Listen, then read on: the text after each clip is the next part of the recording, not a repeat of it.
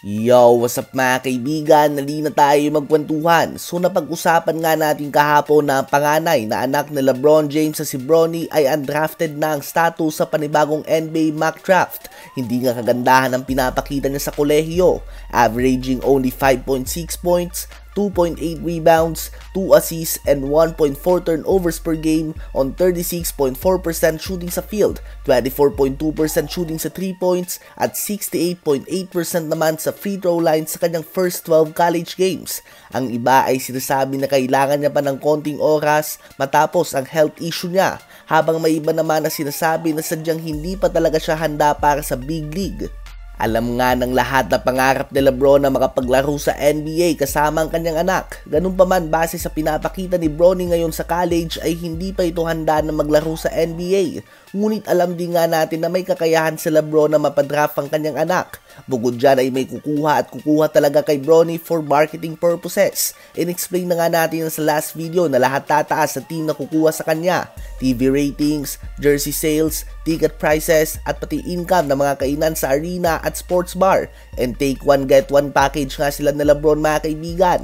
So it's either pipilitin ni LeBron na madraft na si Bronny upang matupad ang kanyang pangarap, o kaya naman ay hindi na ito pipilitin at ipapahinog muna sa kolehiyo para din sa long-term future ng kanyang anak sa NBA. Dahil kung ikaw nga si LeBron ay syempre ayaw mo madraft si Bronny ng dahil lang sa'yo o kaya naman for marketing purposes. At may ibang players nga na talagang nagbe-benefit naman kapag naglalaro sila ng matagal na panahon sa kolehiyo tulad nila Jaime Jaquez Jr., Malcolm Brogdon, CJ McCollum at iba pa. Hindi naman expected na maging one and done ang lahat ng player, dahil kapag kinuha nga si Bronny ng dahil lang kay LeBron, baka naman pag nag-retire na si LeBron ay sabay lang sila mawala sa NBA.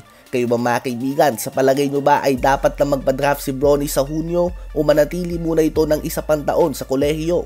Habang bad news naman sa mga fans ng Lakers dahil si Jared Vanderbilt ay matagal ngang mawawala sa Lakers dahil sa foot injury na natamo niya kahapon sa game ng Lakers at ng Celtics kahapon. Siya ay listed as out for several weeks at least.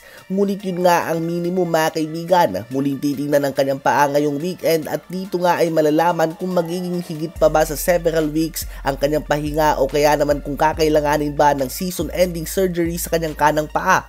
Hindi nga maganda ang timing nito para sa Lakers dahil napakaganda ng nilalaro niya lately. Ang kanyang energy at depensa ay ramdam nga ng team na ito. Siya lang nga minsan na nagpapakita ng hustle sa team na ito ng Lakers. At kung plano nga nilang magkaroon ng playoff push, siya nga ang tumatao noon kay Ja Morant, Stephen Curry at pati na din kay Jamal Murray kahit na hindi ito naging gaanong kaepektibo.